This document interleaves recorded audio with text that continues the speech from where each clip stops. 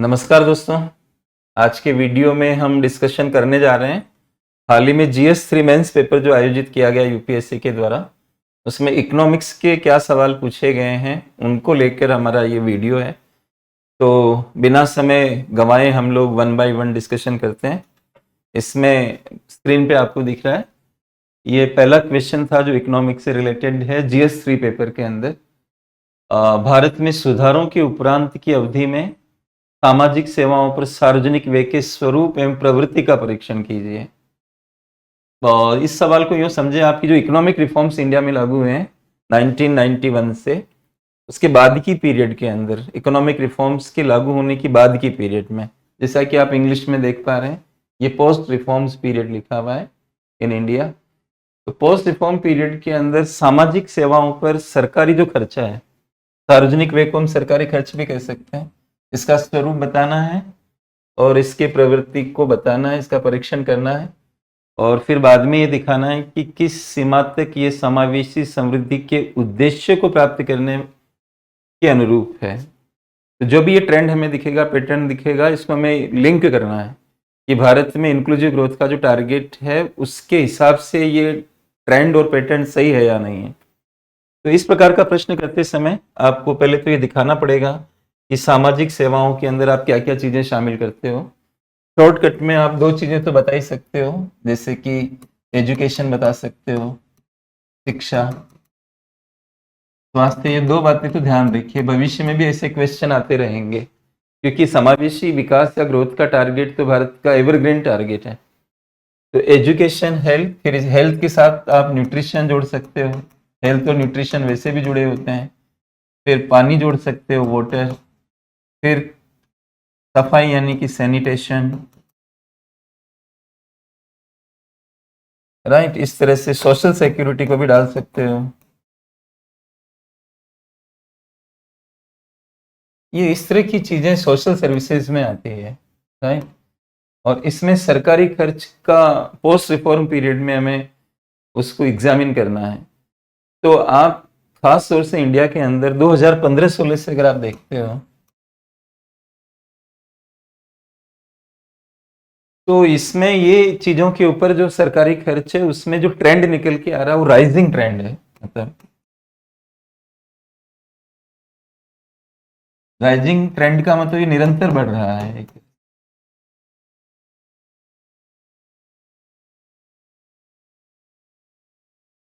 तो ट्रेंड तो लगातार बढ़ रहा है, उसके मैं डेटा भी आपको दूंगा। इस बार का आर्थिक सर्वेक्षण भी आप देख सकते हो जिसमें इस प्रकार के डेटा मेंशन्ड है। तो निरंतर बढ़ रहा है और पैटर्न के अंदर सरकार का फोकस उन खर्चों पे ज्यादा है जो सामाजिक कल्याण को, सोशल वेलबींग को बढ़ाते हैं। सोशल वेलबींग को बढ़ाने वाले खर्चे लगभग, इकोनॉमिक सर्वे लिख रहा है 12.8% की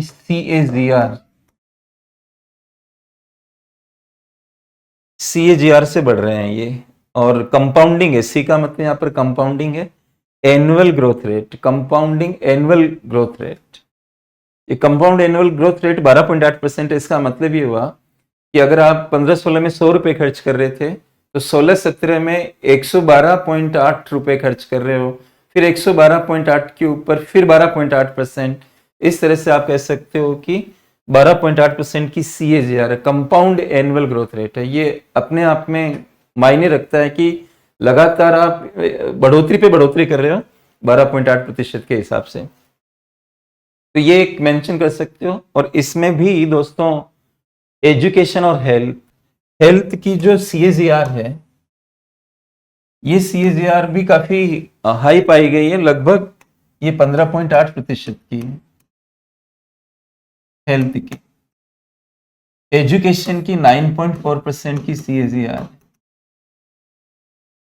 तो ये बात क्लियर हो जाती है कि सरकार सोशल सर्विसेज पे लगातार बढ़ा हुआ खर्चा कर रही है।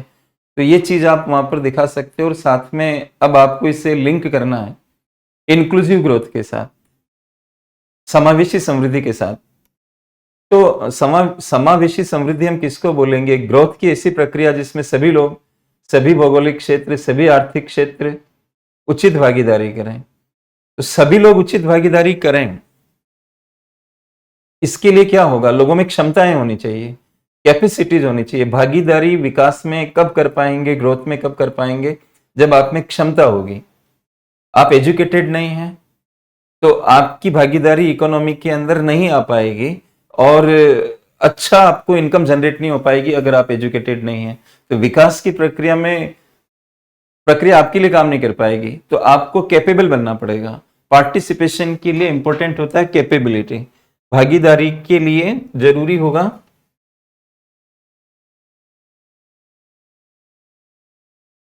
भागीदारी कब आ पाएगी, जब आप क्षमतावान होंगे।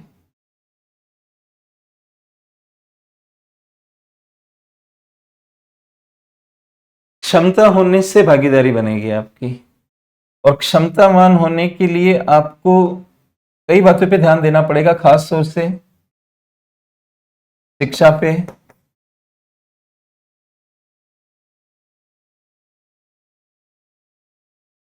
स्वास्थ्य आदि के ऊपर। ये सीधे सीधे शिक्षा, स्वास्थ्य, पोषण, ये सब चीजें क्या करती है, आपको क्षमतावान बनाती है, और क्षमतावान से भागीदारी आती है, और भागीदारी होगी तो आप इंक्लूसिव ग्रोथ के टारगेट की तरफ चले जाओगे।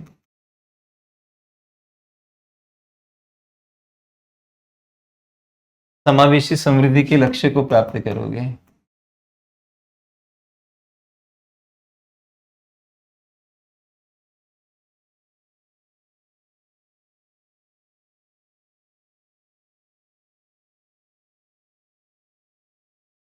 राइट। तो इस तरह से आपको इसे लिखना था, थोड़ा जोड़ के लिखना पड़ेगा आपको कि इंक्लूसिव ग्रोथ लाने के लिए जरूरी है कि लोग क्षमतावान हों। कई बार हम संविधान में स्वतंत्रताएं देते हैं, हम बात करते हैं कि एम्प्लॉयमेंट की इक्वल अपॉर्चुनिटीज हो, लेकिन अपॉर्चुनिटीज का लाभ उठाने के लिए सिर्फ पॉलिटिकल साइंस काम नहीं करेगा। अपॉर्चुनिटीज का लाभ उठाने के लिए लोगों में कैपेबिलिटी भी लानी पड़ेगी।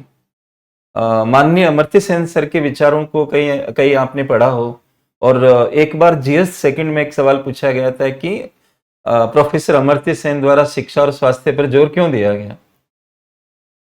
तो ये चीजें आपस में कनेक्ट हो रही है, जो आप अच्छी तरह से इस बात को समझ सकते हैं। जो शिक्षित होंगे, जो हेल्दी होंगे, वो उनको रोजगार भी मिलेगा, कंटिन्यूटी भी रहेगी रोजगार के अंदर, गरीबी का प्रभाव भी उन पर कम पड़ेगा, तो इंक्लूसिव ग्रोथ का टारगेट पूरा होगा, और विषमता भी कम होगी। आप कह सकते हो कि अगर हम सोशल सर्विसेज पे ज्यादा खर्चा करेंगे तो विषमताएं कम होगी। जैसे आप इस तरह से बता सकते हो उसमें कि अगर आप इस तरह की फिगर बता सकते हो, आप यहां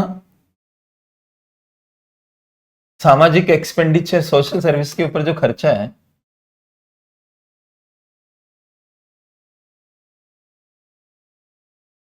यहाँ पे आप विषमता लिख सकते हो,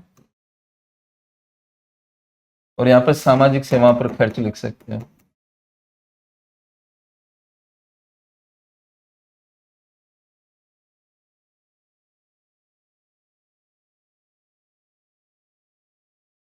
इसका मतलब ये जीरो है, इसके इधर जाओगे आप, सामाजिक सेवाओं पे खर्चा बढ़ाओगे तो विषमताएं कम होगी। और जब विषमता कम होती है तो इसका मतलब क्या होता है कि आप समावेशी विकास की तरफ जा रहे हो।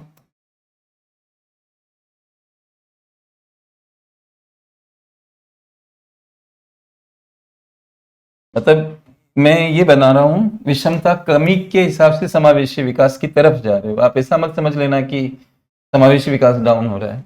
विषमता डाउन हो रही है, उससे आप समावेशी विकास की तरफ मूवमेंट कर रहे हो। तो आप ऐसा फिगर भी बता सकते हो। राइट।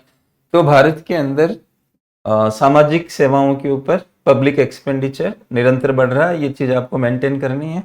और उसके अंदर जो सोशल वेलबींग, सामाजिक जो कल्याण होता है, उससे जुड़े हुए खर्चों पर ज्यादा फोकस है। राइट। और शिक्षा और स्वास्थ्य के बारे में जो डेटा है वो आप दे सकते हो। CAGR एक वर्ड लिखना है, फुल फॉर्म आपको बताना नहीं है, तो लेकिन इस तरह की टेक्निकल लैंग्वेज आपको डालनी पड़ेगी और उससे अच्छा भी लगेगा। Anybody who is of Hindi medium, अगर वो लिख रहा है ऐसा CAGR, इंप्रेशन बढ़ेगा। और हिंदी माध्यम वाले भी छोटे वर्ड्स लिख सकते हैं, इस तरह के वर्ड लिख सकते हैं, CAGR जैसे छोटे शब्द वो लिख सकते हैं, कोई प्रॉब्लम नहीं है इसके अंदर। तो आई थिंक ये बात आपको इसमें समझ में आई होगी सेकंड वाले पार्ट के अंदर। अब इसमें वर्ड लिमिट आपको देखनी पड़ेगी और थोड़ा इंट्रोडक्शन आपको इसका बनाना पड़ेगा। 150 शब्द जो दिए हुए हैं तो आप 140 में लिखिए इसे, और लिमिट है तो थोड़ा सा कम लिख लेंगे तो आपको आगे अन्य प्रश्नों में फायदा मिलेगा, अन्य क्वेश्चंस के लिए टाइम बचेगा। ज्यादा एक्सीड करोगे तो आपको फिर आगे दिक्कत आएगी, तो थोड़ा कम भी रखोगे तो मान्य है, ये 10% प्लस माइनस चलता है। तो आप 10 वर्ड्स भी कम लिख रहे हो, 15 भी कम लिख सकते हो, 10 वर्ड कम लिख रहे हो, इसमें 20 का आप इंट्रोडक्शन दे दीजिए शुरुआत में। तो 20 इंट्रोडक्शन में गया, 20 में कंक्लूजन दे दीजिए। अब बच्चे आपके 100, तो 50-50 में 2 भाग है, आराम से आप लिख सकते हो। 50 वर्ड्स कितने से होते हैं? तो इंट्रोडक्शन इसका कैसे बनेगा कि आप ऐसे लिख सकते हो कि उदारीकरण के लागू होने के बाद भारत में सामाजिक सेवाओं पर सरकारी खर्च की भूमिका महत्वपूर्ण हो गई है, ये आप लिखिए वहां पर। क्योंकि होता क्या है कि जब आप उदारीकरण लागू करते हो तो कई सारे लोग ऐसे होते हैं जो बाजार की प्रक्रिया में भागीदारी नहीं कर पाते हैं और वो विषमता बढ़ती चली जाती है। उस चीज को करेक्ट मार्केट नहीं करता है। मार्केट आपको फ्री में स्वास्थ्य और क्या कहते हैं एजुकेशन नहीं देगा। आपको मार्केट कोई भी सर्विस तभी देगा जब आप उसको पेमेंट करेंगे, उसको भुगतान करेंगे। क्रय शक्ति जिनके पास नहीं है, बाजार उनके लिए काम नहीं करता है। तो बाजार जब काम नहीं करेगा तो हमें ओवरऑल वेलफेयर कैसे हम इंडिया में लेके आ पाएंगे। इसलिए उदारीकरण में सोशल सर्विसेज पे खर्चा ज्यादा करना पड़ेगा किसी भी कंट्री को।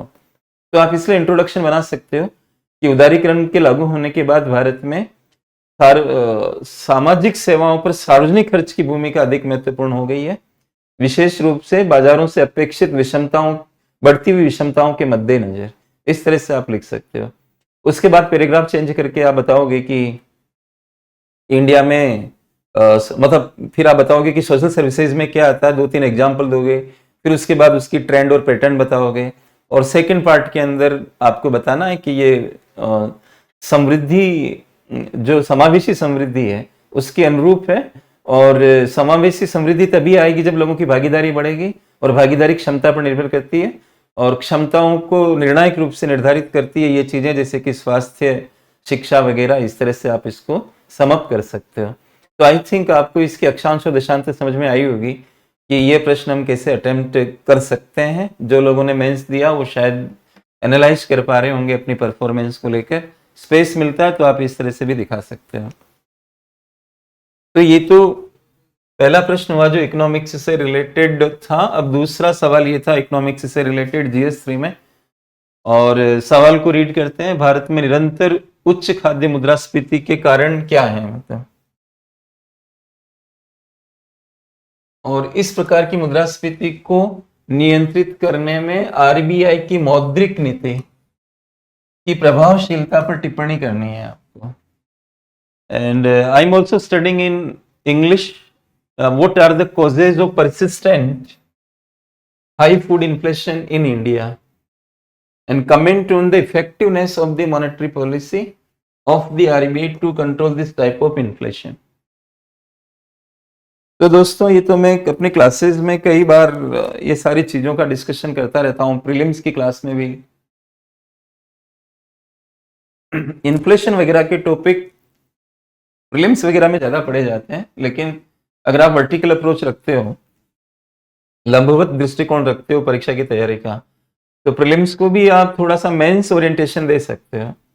और एक आपका मेंस में सिलेबस एक है कि इश्यूज रिलेटेड टू ग्रोथ, समृद्धि से रिलेटेड मुद्दे हैं। तो कहीं ना कहीं मुद्रास्फीति समृद्धि से रिलेटेड मुद्दा बन जाता है। संभवतः इसी बात के मद्देनजर यूपीएससी ने ऐसा कोई मतलब ये सवाल बनाया है, और आप लोग भी इस बात को नोटिस करें। इसको करंट अफेयर से रिलेटेड मान सकते हैं। इकोनॉमिक सर्वे में इसकी काफी चर्चा हुई है। RBI की एनुअल रिपोर्ट में इसकी काफी चर्चा देखने को मिलती है। तो आपको ये समझना पड़ेगा कि हाल ही के टाइम के अंदर एकदम हाई जो फूड इन्फ्लेशन का मतलब होता है खाद्य पदार्थ जो महंगे होते हैं, खाद्य पदार्थ जो हम खाने पीने के लिए इस्तेमाल करते हैं उनकी महंगाई को हम कहते हैं खाद्य मुद्रास्फीति, फूड इन्फ्लेशन। तो उन्होंने स्पेसिफाई किया कि निरंतर ये क्यों बना हुआ है हमारे इंडिया के अंदर, और रिजर्व बैंक कैसे इसको इफेक्टिवली ट्रीट कर सकता है कि नहीं कर सकता, उसकी मॉनेटरी पॉलिसी ट्रीट कर सकते कि नहीं कर सकती।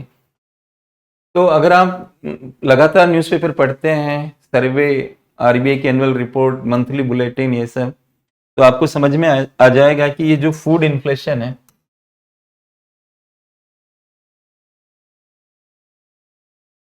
यानी कि इसका मतलब होता है कि खाद्य वस्तुओं का महंगा होना, खाद्य वस्तुओं की कीमत का बढ़ना।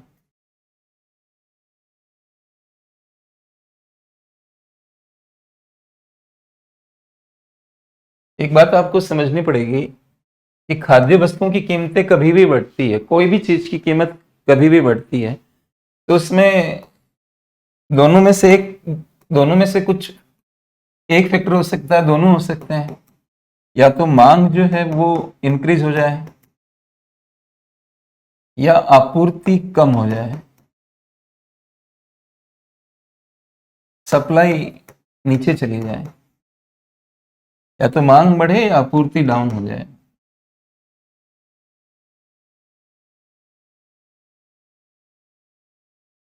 आप हमेशा देखेंगे कि खाद्य वस्तुएं हमारे लिए आवश्यक होती है, और हमारी बायोलॉजिकल कैपेसिटी से उसका गहरा संबंध होता है कि हमारी कैपेसिटी क्या, हमें भूख कितनी लगती है, हमारी बायोलॉजिकल कैपेसिटी क्या है, इसके ऊपर खाद्य वस्तुओं की मांग करते हैं हम लोग। और इनकी मांग अचानक से नहीं बढ़ती है कभी भी, कि फूड हैबिट्स में चेंज तो बहुत धीरे होता है, आपको पता है। धीरे धीरे समाज में जो बदलाव आते हैं उसके हिसाब से फूड हैबिट्स बदलती है। तो आप ये तो नहीं कह सकते हो कि खाद्य वस्तुएं महंगी, टमाटर, पटेटो, कोई भी चीज इसलिए महंगी हो रही है कि लोग उनको ज्यादा खाने लग गए। आप मेरी बात पे विचार करें कि क्या ये हो सकता है कभी कि टमाटर की रेट अचानक बढ़ गई, या पटेटो की रेट अचानक बढ़ गई, ऑनियन की रेट अचानक बढ़ गई, तो लोग इनको ज्यादा खाने लग गए, इनकी मांग बढ़ गई, ऐसा ऐसा इसलिए ऐसा हो गया। आई थिंक आपके पास इकोनॉमिक्स है या नहीं, और आप इस जो भी कोई इस वीडियो को सुन रहा है, तो उसके पास इकोनॉमिक्स है या नहीं, इससे इसका कोई मतलब नहीं है। ये बात कॉमन सेंस वाली है कि खाद्य वस्तुएं महंगी मांग बढ़ने से नहीं होती है उतनी, कि मांग अचानक, हाँ आप एक्सपोर्ट कर दो इंटरनेशनल मार्केट में, वो एक अलग बात है, लेकिन ऐसे तो मांग नहीं बढ़ती है उसकी। तो इसका मतलब साफ जाहिर हुआ कि खाद्य वस्तुओं की महंगाई जो होती है कभी भी, ज्यादातर आपको इसकी वजह समझ में आएगी ये वाली, सप्लाई डाउन हो जाती है। और रिजर्व बैंक की रिपोर्ट आप देखते हो, वो एक वर्ड इस्तेमाल कर रहे हैं, सप्लाई शॉक इस्तेमाल कर रहे हैं।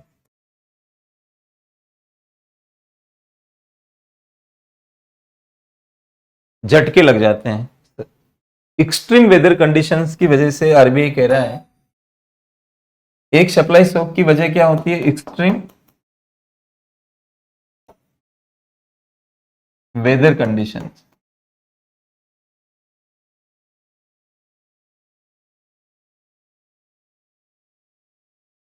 एक्सट्रीम वेदर कंडीशन से प्रोडक्शन पे असर आ जाता है, कई वस्तुओं के प्रोडक्शन पे, एग्रीकल्चरल वस्तुओं के प्रोडक्शन पे असर आ जाता है, जैसे कि ऑनियन है, पटेटो है, इस तरह की चीजों पे।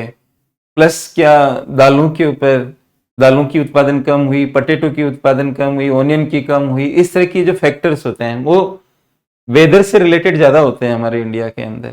तो एक्सट्रीम वेदर कंडीशंस, आरबीआई लिख रहा है कुछ खाद्य वस्तुओं की जो महंगाई बढ़ी हमारे भारत में, कुछ वेजिटेबल आइटम्स की जो महंगाई बढ़ी, प्लस तूर की दाल और इनकी प्रोडक्शन को लेकर भी कमी देखने को मिली, ये सारी चीजें आरबीआई बता रहा है। ये सप्लाई शॉक्स में आते हैं, ये सप्लाई शॉक्स ज्यादा कारण बने भारत के अंदर हाल ही में जो फूड इन्फ्लेशन देखी गई। और उसमें मिल्क के बारे में भी वर्णन किया गया है, और मिल्क महंगा हुआ है, तो मिल्क महंगा किया गया अभी पिछले टाइम के अंदर, अमूल वगैरह ये सारा मिल्क जो महंगा हुआ उसका भी जिक्र किया गया, और उसमें बताया गया कि जो फीड स्टॉक होता है, पशु जो पशु आहार लेते हैं, चारा वगैरह ये सब, ये महंगे हो गए। ये कहीं ना कहीं इनकी सप्लाई से रिलेटेड मैटर है ये। तो दोस्तों, ये खाद्य मुद्रास्फीति जो भारत में आई है, वो बेसिकली उसका जो कारण रहा है वो सप्लाई शॉक्स रहे हैं।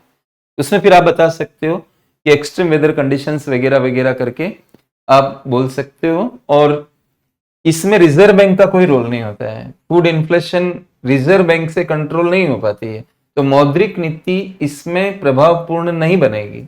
ये आपको मेंटेन करना है उसमें। अच्छा, जो आरबीआई है वो कहाँ काम करेगा? मॉनेटरी पॉलिसी में वो कहाँ काम करेगा? लिक्विडिटी पे काम करेगा, यानी कि लोनों की जो मात्रा होती है, तरलता की जो मात्रा होती है, उसको अप डाउन कर सकता है वो, या वो फिर ब्याज दर में चेंज ला सकता है। दो ही बातें तो आरबीआई कर सकता है, और उसके पास क्या है? तो इससे क्या लोग कोई भी खाद्य वस्तु बैंकों से लोन लेके खरीदते हैं? लिक्विडिटी को अगर आरबीआई कम करके इस इन्फ्लेशन को कंट्रोल करना चाहे थोड़ी देर के लिए, लिक्विडिटी को कम करके, इन्फ्लेशन आ रहा सप्लाई शॉक की वजह से, और आप उस लिक्विडिटी को कम कर रहे हो, पहली बात तो वो वैसे गलत हो गया। दूसरी बात ये कि तरलता, हम बैंक से लोन लेके ये सामान नहीं खरीदते क्योंकि इनकी इतनी वैल्यू नहीं होती। तो इसका सेंस क्या है कि आरबीआई की मॉनेटरी पॉलिसी इस पे काम नहीं कर पाएगी, और नहीं हम ब्याज पे पैसा लेके इस तरह की चीजों को हम कर रहे हैं। हाँ, ज्यादा से ज्यादा इतना हो सकता है कि जो व्यापारी भंडारण कर रहे हैं, जमाखोरी कर रहे हैं, वो एक सीमा तक आप उसको कंट्रोल कर सकते हो, लेकिन बहुत ही मिनिमम वे में वो कंट्रोल होगा। आरबीआई की मॉनेटरी पॉलिसी इसमें इफेक्टिव नहीं हो सकती है। अगर मैं डायग्राम का नाम लूं, डायग्राम का प्रयोग करूं इसके अंदर, तो आप ऐसे समझ लो कि मैक्रो इकोनॉमिक्स के अंदर अगर आप माइक्रो जानते हो तो डिमांड कर्व ऐसा होता है। यहाँ पे कीमत होती है माइक्रो में, लेकिन आप मैक्रो यानी पूरे देश को पढ़ते हो तो एग्रीगेट डिमांड बन जाता है, एग्रीगेट ए लग जाता है। और ऐसे ही सप्लाई होती है माइक्रो में, लेकिन अगर आप मैक्रो पढ़ रहे हो तो ए वर्ड लग जाता है। माइक्रो से मैक्रो पे पारगमन होता है, तो aggregate supply curve, aggregate demand curve, जो, और यहां कीमत की जगह कीमत स्तर हो जाता है, क्योंकि जब आप कीमत की बात करोगे तो एक वस्तु की बात होगी, भाई किसकी कीमत की बात कर रहे हो, तो ये माइक्रो हो जाएगा। लेकिन आप कई वस्तुओं की औसत कीमत की बात कर रहे हो तो ये कीमत स्तर हो जाएगा। अब ये जो कीमत स्तर है, ये दो चीजों से चेंज हो सकता है। या तो मांग बढ़ जाए, यानी कि ये कर्व यहां पे आ जाए, आगे चला गया, तो ये कीमत स्तर बढ़ गया, पहले की तुलना में ये कीमत स्तर इंक्रीज कर गया। पहले P1 था तो अब P2 हो गया। ये मांग की वजह से होता है। लेकिन हमारे भारत में फूड इन्फ्लेशन इसकी वजह से नहीं है, मांग नहीं बढ़ रही है उससे, ऐसे आप समझें।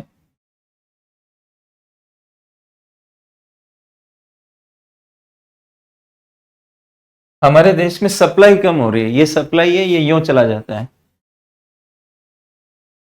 तो ये प्राइस लेवल बढ़ गया आपका, P1 से P2 हो गया। ये सप्लाई की ओर इधर जाने की वजह से सप्लाई कम हो रही है। कम होने को ऐसे दिखाते हैं। रिजर्व बैंक सिर्फ इन पे काम कर सकता है, जो डिमांड ओरिएंटेड कोई बात है, क्योंकि तरलता वस्तुओं की मांग को बढ़ाती है। ब्याज कम करोगे तो भी तरलता की मांग बढ़ेगी, फिर वस्तुओं की मांग बढ़ेगी। तो मुद्रास्फीति जो खाद्य वस्तुओं की है वो मांग से जनरेट नहीं होती उतनी, मैंने आपको ये निवेदन किया। तो आपको लिखना है कि मुद्रास्फीति खाद्य वस्तुओं की चूंकि समग्र मांग से उतनी लिंक नहीं होती जितनी की समग्र आपूर्ति से, और ये देखा गया। और आप छोटा सा इंग्लिश में लिख भी सकते हो कि आरबीआई सप्लाई शॉक, फिर ब्रैकेट में लिख दो आपूर्ति के झटके, एक्सट्रीम वेदर कंडीशंस की वजह से, मौसमी जो कंडीशंस है वो एक्सट्रीम प्रकार की देखी गई है, जिसकी वजह से ये वस्तुएं महंगी हुई है। खासतौर से वेजिटेबल्स, पल्सेस और मिल्क का एक एग्जाम्पल भी आप दे सकते हो। इस तरह से वहां कोई बहुत बड़ी लिस्ट नहीं बनानी है, छोटा सा स्पेस होता है, उसमें आपको इस चीज को लिखना होता है। तो आई थिंक आपको ये बात समझ में आ रही होगी, और क्लैरिटी भी आ रही होगी आपको। चाहे आप मेंस लिख रहे हो कि नहीं लिख रहे हो, इस बात से कोई फर्क नहीं पड़ता है। तो this was the second question regarding economics. Let us go for the third one. अब भूमि सुधारों से रिलेटेड है ये, लेकिन सवाल को ठीक से पढ़ोगे तभी उत्तर डायरेक्शन में जाएगा। ये देश के कुछ भागों में भूमि सुधारों की बात कर रहा है कि सफल कार्यान्वयन के लिए उत्तरदायी कारक क्या थे, स्पष्ट कीजिए। तो what were the factors responsible for the successful implementation of land reforms in some parts of the country? Elaborate. इसमें भी आपको इंट्रोडक्शन बनाना पड़ेगा, 150 वर्ड्स का है, तो थोड़ा बहुत तो आपको बताना पड़ेगा कि भारत में भूमि सुधार का मकसद क्या रहा, ऐसा कुछ इंट्रो बना सकते हो, जैसे कि कृषि उत्पादकता को बढ़ावा देने, सामाजिक न्याय को सुनिश्चित करने, गरीबी का निवारण करने के लिए भारत में भूमि सुधारों को आवश्यक माना गया है। और फिर बाद में आप बताओगे कि कुछ भूमि सुधार ऐसे रहे हैं जो कि ऑल इंडिया लेवल पे कामयाब रहे हैं, जैसे कि जमींदारों का उन्मूलन 1972 में सारे बिचौलिया जमींदार भारत में समाप्त कर दिए गए। वो एक ऐसा लैंड रिफॉर्म है जो कॉमनली सभी स्टेट में ज्यादा कामयाब रहा है। लेकिन सवाल क्या कह रहा है कि कुछ भागों में, तो आपको उसका इशारा समझना पड़ेगा कि ये किस तरफ ले जाना चाह रहा है और कौन से फैक्टर्स यहाँ पे आपको लिखने पड़ेंगे जो इस बात की तरफ ले जाएंगे कि वो राज्य इसलिए कामयाब हुए। एक चीज आप ध्यान में रखिए कि भारत में जो लैंड रिफॉर्म्स का मॉडल है, दो तरह के मॉडल होते हैं, मतलब land reforms from the above,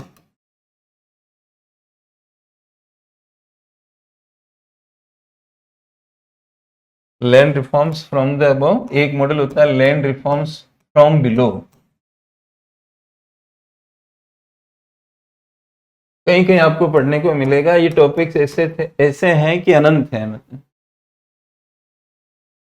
जब आप कहते हो land reforms from the above, तो उसमें क्या होता है, सरकार लैंड रिफॉर्म्स को लागू कराती है। अबव का मतलब यहाँ ऊपर से आ रहे हैं, गवर्नमेंट रूल्स बनाएगी और फिर उनको इम्प्लीमेंट कराएगी, ये कहलाते हैं land reforms from the above. Land reforms from below का मतलब ये होता है कि लोग ही लैंड रिफॉर्म्स लागू कर रहे हैं, नीचे से लागू हो रहे हैं। जैसे विनोबा भावे जी का भूदान आंदोलन आप कह सकते हो कि लोगों के स्तर पर विनोबा भावे जी जगह जगह पर गए और जमींदारों भूमिदारों से रिक्वेस्ट करी कि वो भूमि दान करें, और लोगों को समझाया, उनसे बात करी, ये नहीं कि कानून लागू किया, जबरदस्ती कुछ किया। तो इस तरह का मॉडल जो होता है उसको हम कहते हैं लैंड रिफॉर्म्स फ्रॉम बिलो।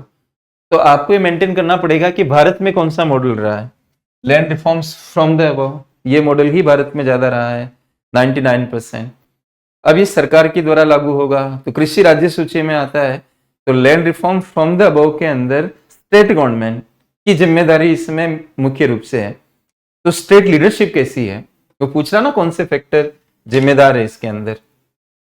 आपको देखना पड़ेगा कि वेस्ट बंगाल, केरला, इस तरह के स्टेट्स में लैंड डिस्ट्रीब्यूशन रीडिस्ट्रीब्यूशन बहुत बढ़िया तरीके से हुआ। ओनरशिप राइट्स मतलब बर्गरदारों को दिए गए, आपने नाम सुना होगा, पश्चिमी बंगाल ने एक अभियान चलाया था खास तौर से ऑपरेशन बर्गा करके, और बर्गा बर्गरदार शब्द से बना हुआ है। तो उन बर्गरदारों को बड़ी मात्रा में ऑपरेशन बर्गा चला के ओनरशिप राइट्स दिए गए। क्यों? क्योंकि वहां पर लेफ्टिस्ट पार्टी का, कम्युनिस्ट पार्टी का इनका शासन था, तो वो लोग इसको कर पाए। तो डिपेंड करता है कि आपका पॉलिटिकल विल पावर क्या है, और पॉलिटिकल विल पावर, कॉन्स्टिट्यूशन क्या है आपकी स्टेट गवर्नमेंट का, कौन सी पार्टी सत्ता में है, उसका गठन किस तरह का है, उसके ऊपर डिपेंड करता है। हमें ज्यादातर और यहाँ पर लैंड रिफॉर्म जो इंडिया में है, अगर यूपीएससी पूछ रहा है कि कुछ राज्यों में ज्यादा कामयाब रहे या कुछ पार्ट्स में ज्यादा कामयाब रहे, तो उनका इशारा ज्यादातर उस चीज की तरफ है जो भूमि की रीडिस्ट्रीब्यूशन है, उसको फोकस करके यूपीएससी ये पूछ रहा है। आपको अंदाज लगाना पड़ेगा, क्योंकि भूमि सुधारों में तो छोटे छोटे खेतों की प्रॉब्लम भी है, वो भारत में अनरिजोल्व है। छोटे छोटे खेत आज भी 86% खेत इंडिया के स्मॉल और मार्जिनल प्रकार के हैं, उन पे कुछ काम नहीं हो पा रहा है। तो उनका इशारा सीलिंग की तरफ है, उनका इशारा ओनरशिप राइट्स है। जो भूमि को जोतने वाले काश्तकार हैं, बटाईदार हैं या बर्गरदार हैं, जो लंबे समय से खेत जोत रहे हैं, क्या उनको स्वामित्व मिला है? तो इस चीज में आपको ये बात करनी पड़ेगी कि भारत में land reform from the above model रहा है। इसका मतलब ये कि गवर्नमेंट के द्वारा लैंड रिफॉर्म्स लागू किए गए हैं भारत में। चूंकि ये राज्य सूची का विषय है, इसलिए ये डिपेंड करेगा कि स्टेट एडमिनिस्ट्रेशन किस तरह का है, राज्य सरकारें कितना विल पावर रखती है इसको इम्प्लीमेंट करने में। ये बात पर आपको ज्यादा वर्क करना पड़ेगा। दूसरा, जो सीलिंग लॉस थे इंडिया के, जिसमें कई जगहों पर एग्जाम्पशन ज्यादा थे कि ये जमीन सीलिंग में नहीं आएगी, जैसे धार्मिक संस्था सीलिंग के दायरे में नहीं है, गौशाला सीलिंग के दायरे में नहीं है, बागानी फसलें सीलिंग के दायरे में नहीं है। इस तरह के बहुत सारे अपवाद बना दोगे तो सीलिंग में आपको लैंड नहीं मिलेगी। सरप्लस लैंड कहां से लाओगे आप रीडिस्ट्रीब्यूट करने के लिए? एग्जेम्पशन ज्यादा दे दिए गए कई सारी जगहों पे। तो आप दूसरा बात ये भी मेंशन कर सकते हो कि एग्जेम्पशन लॉ के अंदर कितने रखे गए, उस पर भी ये सक्सेस डिपेंड कर रही थी, ऐसे फैक्टर भी उसमें रेस्पॉन्सिबल थे। तो इस तरह से आप उसमें डिस्कशन कर सकते हो, शुरुआत ऐसे कर सकते हो। तो इसकी एक इंट्रो बन जाएगी आपकी कि भारत में सामाजिक न्याय, गरीबी निवारण, कृषि उत्पादकता में बढ़ोतरी आदि लक्ष्यों के मद्देनजर भूमि सुधारों को आवश्यक माना गया है। और फिर उसमें पैराग्राफ चेंज करके ये सारी बातें आप मेंशन कर सकते हो। इसके बाद दोस्तों अगला सवाल जो है वो ये श्रम बाजार सुधारों से रिलेटेड है, लेबर मार्केट रिफॉर्म्स से रिलेटेड है। और भारत में 4 श्रम संहिताएं लाई गई थी। एक श्रम संहिता 19 में आई थी, बाकी 3 20 में आई थी। तो उनके गुण दोषों की विवेचना कीजिए, आजकल ये चर्चा में है। और कई सारी स्टेट गवर्नमेंट इन कोड्स को लेकर ड्राफ्ट रूल्स को पब्लिश नहीं कर रही है। कुछ ऐसे स्टेट्स भी हैं और जिन्होंने किया वो सेंट्रल जो ये कोड्स हैं उनसे कॉन्ट्राडिक्शन हो रहा है उनका। और लेबर यूनियंस, ट्रेड यूनियंस भी फेवर में नहीं है। तो ये सब कारणों से ये लैंड रिफॉर्म्स अभी इंप्लीमेंट नहीं हो पा रही है, 4 कोड ठीक से इंप्लीमेंट नहीं हो पा रही है। और ये भारत की आवश्यकता है। लेबर रिफॉर्म्स जरूरी माने गए इंडिया में, उसको लेकर ये पूछा हुआ है। इसमें प्रगति भी पूछ रहे हैं कि अभी तक की क्या प्रगति वो बतानी है इसमें। तो लेबर रिफॉर्म्स इंडिया के अंदर 2 कारणों से ज्यादा जरूरी माने गए। भारत में एक तो आपको पता है कि जो समवर्ती सूची में लेबर का टॉपिक आता है, कंकरेंट लिस्ट में आता है।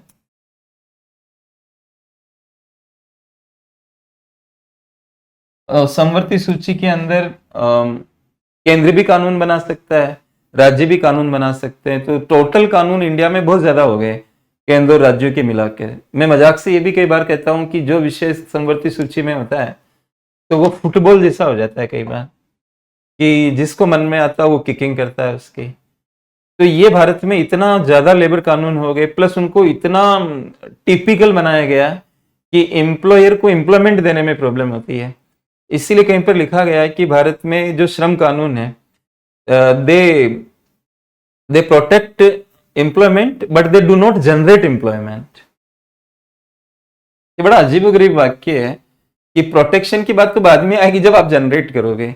लैंग्वेज में ऐसा रहा है कि they do protect employment but they do not generate employment. तो आप लेबर हित को ज्यादा, मतलब इतना ज्यादा वरीयता दे देते हैं कि एम्प्लॉयर के हित को हटा देते हैं या वो कॉन्ट्राडिक्शन में आ जाता है। तो ये प्रॉब्लम खड़ी हो जाती है। फिर कोई भी लेबर की परमानेंट एम्प्लॉयमेंट नहीं करेगा। उसको एम्प्लॉयमेंट नहीं होने से कई सारे, प्रॉपर एम्प्लॉयमेंट नहीं होने से कई सारे सोशल सिक्योरिटी के बेनिफिट नहीं मिल पाएंगे। चाहे वो काम करते समय कोई दुर्घटना हो जाए या ओल्ड एज में पेंशन की बात हो, ये सारी समस्याएं खड़ी हो जाएगी। तो ये एम्प्लॉयमेंट में परेशानी पैदा कर रहा था। जो भारत का मैन्युफैक्चरिंग सेक्टर है, एम्प्लॉयमेंट उतना जनरेट नहीं हो पा रहा था उसमें। एम्प्लॉयमेंट का इश्यू आ रहा था, प्लस जो मैन्युफैक्चरिंग सेक्टर है इंडिया का,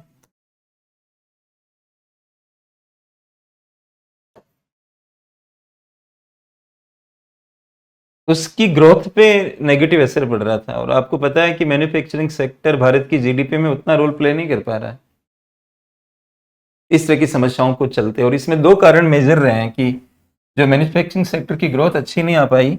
ये आप पढ़ोगे कहीं ना कहीं। तो एक तो हमारे पास वर्ल्ड क्लास इंफ्रा नहीं है, विश्व स्तरीय आधारभूत संरचना की कमी इसको प्रभावित कर रही है। और दूसरी जो कमी है वो कॉम्प्लेक्स लेबर लॉज हैं।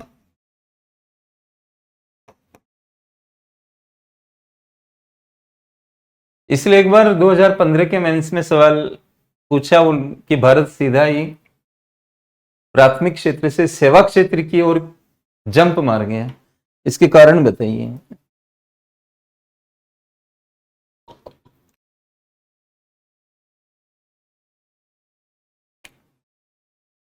तो दोस्तों ये सेवा क्षेत्र में जो हमारा पारगमन है, ये समस्या के कारण है कि हम इन चीजों पे काम नहीं कर पा रहे, तो हम सीधा प्राइमरी सेक्टर से सेवा क्षेत्र की तरफ चले गए।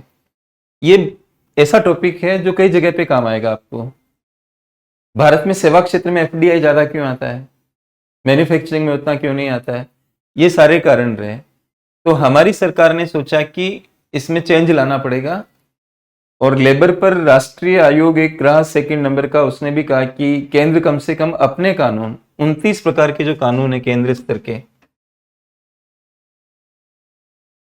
29 लॉज, इनको वो 4-5 कोड में मतलब विभक्त कर दे। सेम कानून एक कोड में आ जाएंगे, जैसे code on wages,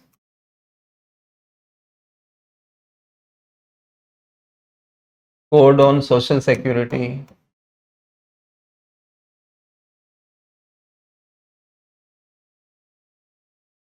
code on industrial relations,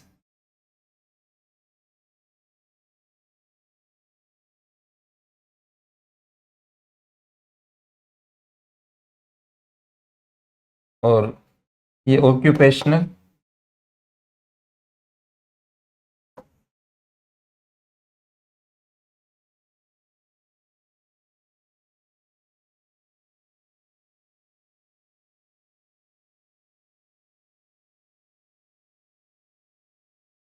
safety, health and working conditions code.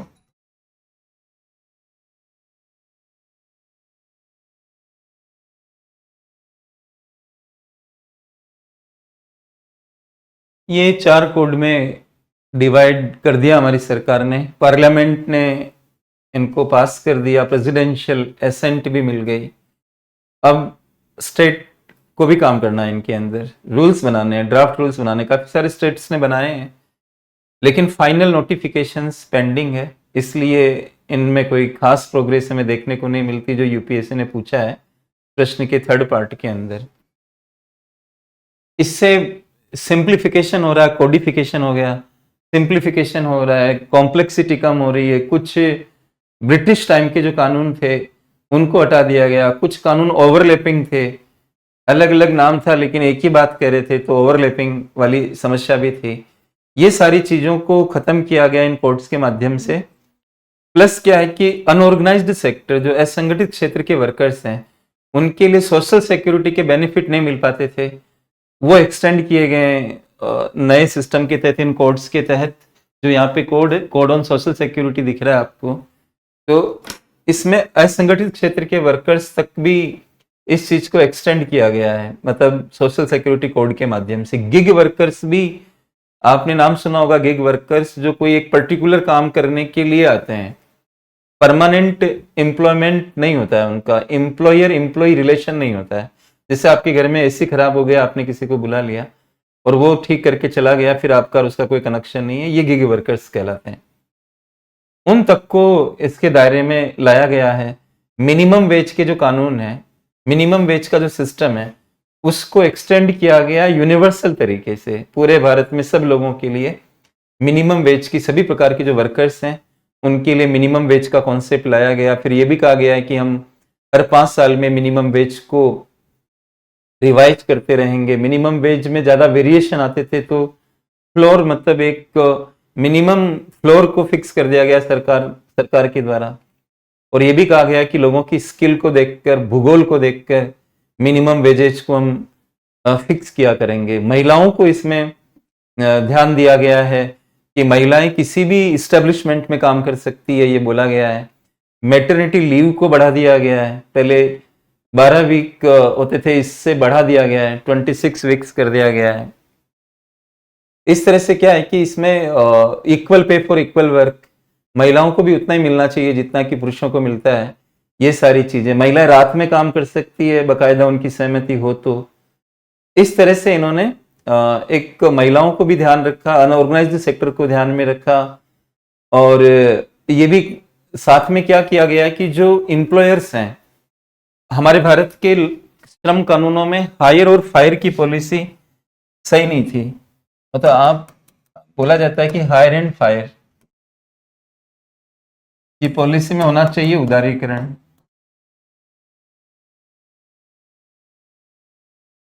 वो किया गया है इसके अंदर। आप कॉन्ट्रैक्ट पे हायर कर सकते हो, फिक्स्ड टर्म, ऐसा बोला गया, फिक्स्ड टर्म अपॉइंटमेंट किया जा सकता है कॉन्ट्रैक्ट के बेसिस पे, ऐसा इसमें अलाउ है। प्लस ऐसी फैक्ट्रियां जिसमें या कोई भी इस्टेब्लिशमेंट है जिसमें 300 वर्कर्स से ज्यादा वर्कर काम नहीं कर रहे, उसमें किसी को भी हटा सकते हैं बिना सरकार की परमिशन लिए, इसको हटाया जा सकता है किसी को भी। इसलिए आपने देखा होगा कि कई ट्रेड यूनियन, लेबर यूनियंस इसका विरोध कर रही है कि वर्कर राइट्स कॉम्प्रोमाइज किए गए हैं इस कोड के अंदर। लेकिन अगर किसी में प्रोडक्टिविटी नहीं है तो आप उसको हटा सकते हो। तो ये लिबरलाइजेशन यहाँ पे देखने को मिल रहा है। और कमाल की चीज क्या है कि जब आप उसको फायर करोगे तो बेरोजगार हो जाएगा। लेकिन इसमें एक स्कीम है, अटल बीमित व्यक्ति कल्याण योजना। अटल बीमित व्यक्ति कल्याण योजना से उसको एक प्रकार का बेरोजगारी भत्ते जैसा सरकार ने बोला है, वो मिलता रहेगा उसको।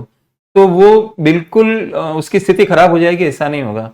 और आप पढ़ोगे इन लेबर रिफॉर्म्स के बारे में हमारे कंट्री में, तो बार बार ये कहा गया है कि आप लेबर रिफॉर्म्स इंप्लीमेंट करो, लेकिन सोशल सेफ्टी नेट होनी चाहिए और सरकार की तरफ से एक सपोर्ट सिस्टम होना चाहिए कि जब लोगों को हटाएंगे और वो बाहर निकल जाएंगे तब उनकी सर्वाइवल का क्या होगा। तो ये चीज भी इसके अंदर कंसिडर की गई है। तो हायर एंड फायर की पॉलिसी के लिबरलाइज पर भी फोकस किया गया है। कुल मिलाकर इसमें सभी के हितों को मद्देनजर रखा गया है काफी सीमा तक। अब आलोचना तो किसी भी चीज की होती है, प्रोज एंड कॉन्स दोनों के होते हैं, वो यूपीएससी ने पूछे हैं। तो अब इसमें क्या फायदा मिलेगा इंडिया के अंदर ये कोड्स के लागू होने से? इसका फायदा क्या है? अगर आप ये सारे सुधार लागू कर रहे हो तो इसमें आपको एक तो प्रोडक्टिविटी बढ़ जाएगी। भाई आप उसी वर्कर को लगाओगे ना जो प्रोडक्टिव होगा, प्रोडक्टिविटी इंक्रीज होगी, एम्प्लॉयमेंट इंक्रीज होगा, क्योंकि आपको ये टेंशन नहीं रहेगी कि मैं इसको हटा नहीं सकता हूं। मतलब तो जब आप मोटिवेट हो जाओगे कि हम लगा भी सकते हैं इनको, और जब काम नहीं करेगा कोई भी व्यक्ति अगर अच्छा काम कर रहा है, अगर मैं खान ग्लोबल स्टडीज में ठीक से काम कर रहा हूँ तो कोई क्यों रिमूव करेगा किसी को? और अगर मैं काम नहीं कर पा रहा तो ये प्रॉब्लम क्रिएट होगी। तो एम्प्लॉयमेंट बना रहेगा, आप सामने वाले को मौका दो, राइट, आउटपुट बढ़ेगा, मैन्युफैक्चरिंग खास तौर से। और भारत में एफडीआई भी नहीं हो पाता है तो एफडीआई का फ्लो भी बढ़ेगा। जो समस्याएं उनके चलते एफडीआई नहीं हो पाता है, तो ये एफडीआई भी मैन्युफैक्चरिंग सेक्टर में बढ़ाना जरूरी है।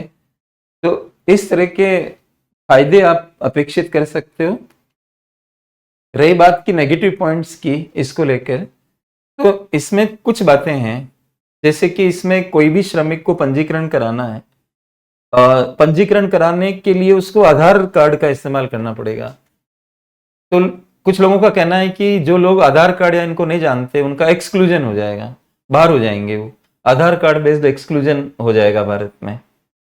आप सुझावों की बात कर सकते हो इसमें, मतलब माइनस पॉइंट वो बता रहे हैं तो आप कुछ उसमें सुझाव भी दे सकते हो कि इस समस्या को ऐसे निपटा जा सकता है। दूसरी बात, रूरल वर्कर्स पे फोकस नहीं है, अर्बन सेंट्रिक ज्यादा है। ये पॉइंट भी लोग गिनाते हैं कि अर्बन सेंट्रिक ज्यादा है। तो और वर्कर राइट्स थोड़े कॉम्प्रोमाइज होते हुए दिखते हैं कुछ लोगों के अनुसार। आप लैंग्वेज में लिख सकते हो अकॉर्डिंग टू सम पीपल। इसमें 300 वर्कर्स के अंडर में अगर एम्प्लॉयमेंट है तो कोई ले ऑफ कर सकती है बिना सरकारी अप्रूवल के, प्लस बिना नोटिस 60 डेज का दिए ट्रेड यूनियंस कोई आंदोलन और इस तरह की चीज नहीं कर सकती है। कोई डिस्प्यूट है अगर तो उसके रिजॉल्व होने की 2 महीने की पीरियड में कोई इस तरह का स्ट्राइक नहीं किया जा सकता। ये सारी बातें वर्कर राइट्स को कहीं ना कहीं कॉम्प्रोमाइज करती है। इस तरह से आप मिला जुला इस चीज के बारे में आप लिख सकते हो, और काफी स्पेस भी है इसमें जो 250 वर्ड्स का है। तो दोस्तों इसमें इस तरह की बात लिखनी थी। और आई थिंक हम आखिरी सवाल पे आ जाते हैं कि भारत में कृषि कीमतों के स्थिरीकरण के लिए सुरक्षित भंडार बफर स्टॉक के महत्व को स्पष्ट कीजिए और इससे जुड़ी चुनौतियां क्या है, विवेचना करनी है। तो बफर स्टॉक जो होता है ये 2 तरह का होता है, ये ध्यान रखिए। और प्राइस स्टेबलाइजेशन का मतलब भी आपको समझ में आना चाहिए। पहले मैं बफर स्टॉक की बात कर रहा हूँ। बफर स्टॉक दो तरह के हो सकते हैं, एक ऑपरेशनल होता है, एक स्ट्रेटेजिक होता है।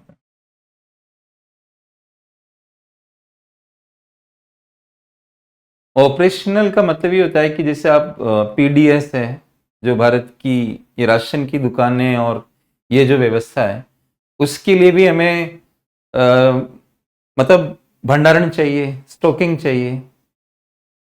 ये ऑपरेशनल में आता है, मतलब इस तरह की चीजें ऑपरेशनल में आती है कि हमें हमारा रूटीन जो फंक्शन है उसको करने के लिए, खाद्य सुरक्षा वगैरह का टारगेट पूरा करने के लिए हमें ऑपरेशनल बफर स्टॉक्स की आवश्यकता होती है। और स्ट्रेटेजिक जो होते हैं इनका प्रयोग मुख्य रूप से किया जाता है प्राइस स्टेबलाइजेशन के लिए। तो और प्राइस स्टेबलाइजेशन एग्रीकल्चर में दो कारणों से बहुत जरूरी है, मतलब प्राइस स्टेबल रहे,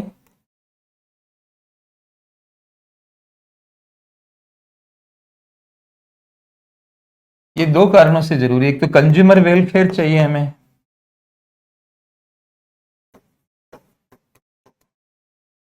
और एक हमें फार्मर वेलफेयर भी चाहिए।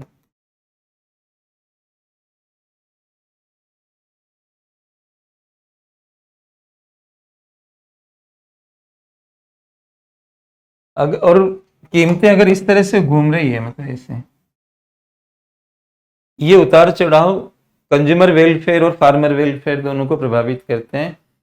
हम निर्णय कब कर सकते हैं, आप मुझे बताइए। अगर यूपीएससी का सिलेबस लगातार बदलता रहे तो आप तैयारी की क्या रणनीति बना सकते हो, डिसीजन कैसे करोगे। तो बहुत पहले कहा जाता था ऑप्शनल हट रहे हैं, हट रहे हैं, हट रहे हैं करके बोला जाता था, तो लोग ऑप्शनल की तैयारी नहीं कर पा रहे थे।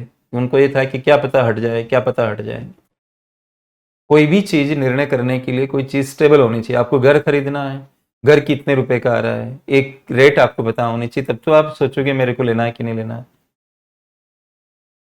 तो कोई भी डिसीजन मेकिंग के लिए स्टेबिलिटी जरूरी होती है।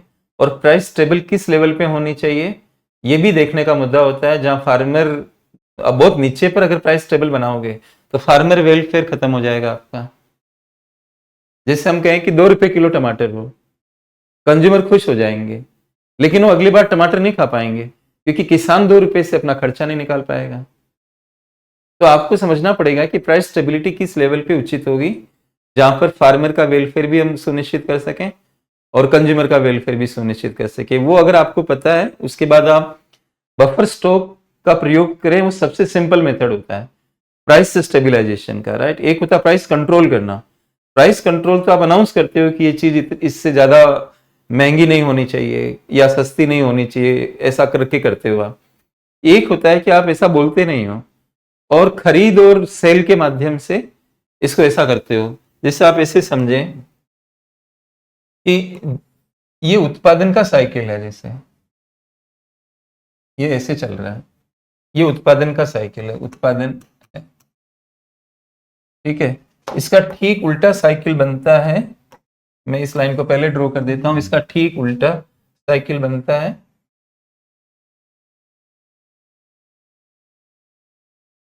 कीमत का। ये कीमत का साइकिल है, यानी उत्पादन ज्यादा होगा तो कीमत कम होगी, और उत्पादन कम होगा मतलब तो कीमत ज्यादा हो जाएगी। अब बफर स्टॉक जो होते हैं, आप यहाँ पे बफर स्टॉक मान लें, ये बफर स्टॉक है, स्ट्रेटेजिक वाले हैं। तो आप बफर स्टॉक, ये कीमत जो गिर रही है तो ये फार्मर के अगेंस्ट जाएगा ना, कीमत गिर रही है। तो आप क्या करो, बफर स्टॉक, ये ज्यादा उत्पादन यहाँ पे आप बाई करोगे तो कीमत बढ़ेगी। खरीद रहे हो मतलब ये ज्यादा प्रोडक्शन है, यहाँ कीमत को बढ़ाने के लिए आप खरीद रहे हो, नीचे जा रही है ना तो खरीद रहे हो आप, और ये बाई है। और बफर स्टॉक से आप सेल करो तो कीमत कम हो जाएगी, ज्यादा जा रही है, तो इस लाइन के बराबर हमें कीमत चाहिए तो हम सेल कर रहे हैं। तो बफर स्टॉकिंग स्ट्रेटेजिक वाली ज्यादा इंपॉर्टेंट होती है, इसमें आपको वहां पे बताना पड़ेगा। तो इस तरह से आप प्राइस स्टेबिलाईजेशन में, अब इसमें जो चुनौतियां हैं वो चुनौतियां किस तरह की है? माल को खरीदने बेचने से रिलेटेड लॉजिस्टिक्स, मतलब आपके पास संस्थाएं है या नहीं है, लोग है या नहीं है, प्रोक्योरमेंट से रिलेटेड इश्यू आएगा, स्टोरेज करना पड़ेगा तो वो प्रॉब्लम आएगी, स्टोरेज की फैसिलिटी है या नहीं, जिसे भारत के लिए कहा जाता है कि खुले आसमान के नीचे काफी माल पड़ा रहता है। प्रकाश कारती जी ने एक बार बोला भारत में खाद्य सुरक्षा है तो चूहों को खाद्य सुरक्षा है, आदमी को नहीं है, तो वो चूहे खाते रहते हैं। डिस्ट्रीब्यूशन टाइम टू टाइम जब आप सेल करोगे तो डिस्ट्रीब्यूशन के बारे में देखना पड़ेगा, ट्रांसपोर्ट इश्यू बनेगा और राजकोषीय घाटा इश्यू बनेगा, मतलब जो खर्चा होता है, पब्लिक एक्सपेंडिचर होता है, तो इसमें फिस्कल डेफिसिट का मुद्दा भी आएगा कि आप सरकार का प्रशासन पे भी खर्चा होगा और प्लस खरीदने बेचने की कीमतों में अंतर आने पर भी सरकार को प्रॉब्लम हो सकती है। ये समस्याएं आप गिना सकते हो। इसमें WTO रिलेटेड मैटर भी आप शामिल कर सकते हो, क्योंकि प्रोक्योरमेंट में कहीं ना कहीं WTO के इश्यूज आते हैं, और अगर आप ज्यादा माल खरीद लिया तो बाहर की तरफ वो खर्च सड़ेगा, एक्सपोर्ट करोगे तो अन्य कंट्रीज आवाज उठाएंगे। इस तरह से आप इनकी चर्चाएं कर सकते हो दोस्तों। ये तो इस तरह के टॉपिक हैं कि इन पे चर्चाएं लगातार 24 घंटे भी करेंगे तो कम हो जाएगी, लेकिन संक्षेप में मोटा मोटा मैंने आपको बता दिया। तो धन्यवाद इस डिस्कशन के लिए। Thank you.